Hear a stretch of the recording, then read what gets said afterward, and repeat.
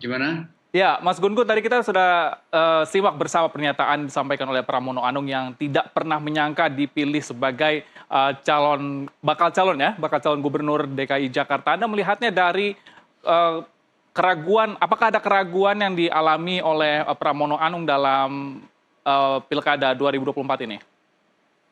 Ya, saya melihat memang ya kalau mendengar pernyataan Mas Pramono itu nampak bahwa ini adalah salah satu kejutan yang di injury time terjadi begitu yang sebenarnya kita sama-sama tahu kan bahwa nama yang sempat digadang-gadang jadi Mhm. calon PDI Perjuangan setelah putusan Mahkamah Konstitusi beberapa waktu lalu itu adalah Anies Baswedan. Ya.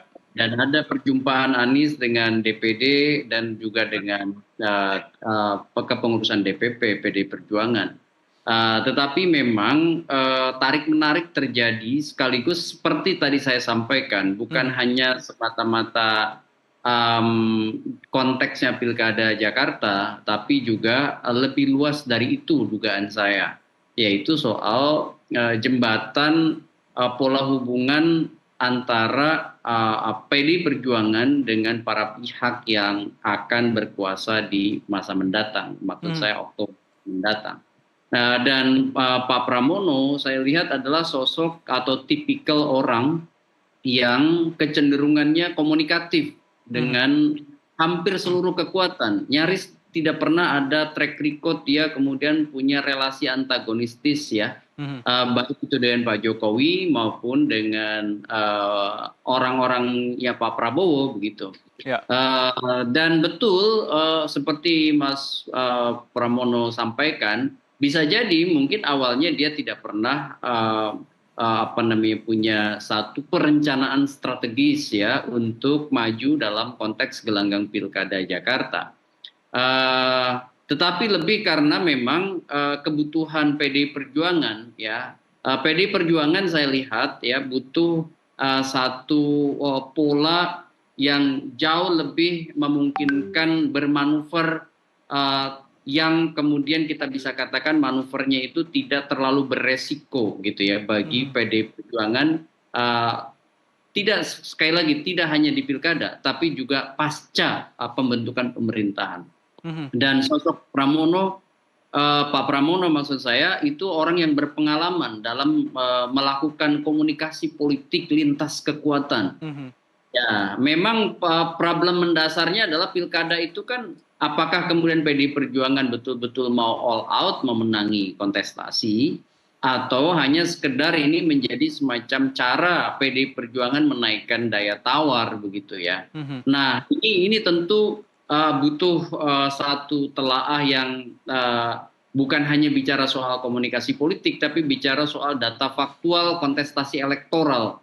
Kalau kita bicara komunikasi politik ya tentu Pramono pilihan yang tidak buruk. Bahkan mungkin bisa jadi ini adalah pilihan baik yang dipakai oleh PDI Perjuangan di fase-fase krusial ya. Ya. Kenapa? Karena posisi PDI Perjuangan kan kemarin mengalami posisi serba sulit gitu ya. Mhm. Setelah ditinggalkan oleh ragam kekuatan termasuk Pak Jokowi sendiri gitu ya. Kemudian masuk di fase turbulence, terutama dengan di reshuffle-nya misalnya beberapa menteri, kemudian pola hubungan antagonistis yang cukup menguat dengan Pak Jokowi, ini kan tentu menjadi sekian banyak persoalan PD Perjuangan termasuk sulitnya dia kemudian melakukan pengusungan akibat misalnya threshold yang Ya. tinggi sebelum putusan Mahkamah Konstitusi kan harus 20% kursi DPRD atau 25% suara. Mhm. Nah, tetapi dengan putusan MK ini kan berubah apa namanya petanya,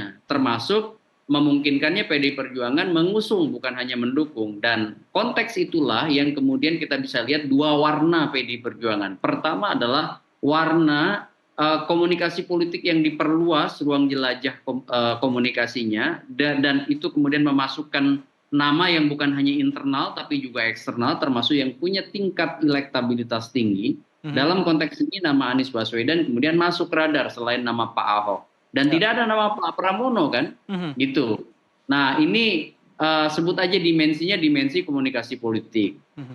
yang bisa jadi pertimbangannya tidak semata-mata suara dalam kontestasi di pilkada, tetapi juga apakah sosok ini bisa diterima sebagai bagian dari komunikasi yang lebih luas dalam konteks positioning PDI Perjuangan. Ya. Nah, yang kedua, ini yang disebut dengan dimensi elektoralnya. Saya masih ragu ya dalam konteks dimensi elektoralnya, apakah modal dasar elektoral seorang Pak Pramono itu kuat. Nah, data-data lapangan menunjukkan memang posisi Pak Pramono dari sisi kontestasi elektoral rasa-rasanya masih sangat lemah, Ya. ya, terutama di tingkat elektabilitas. Dan itu masih menjadi PR untuk Mungkin warga Jakarta tahu, ya. ya rasa-rasanya juga belum banyak yang begitu tahu ya soal Ya. Pak Pramono.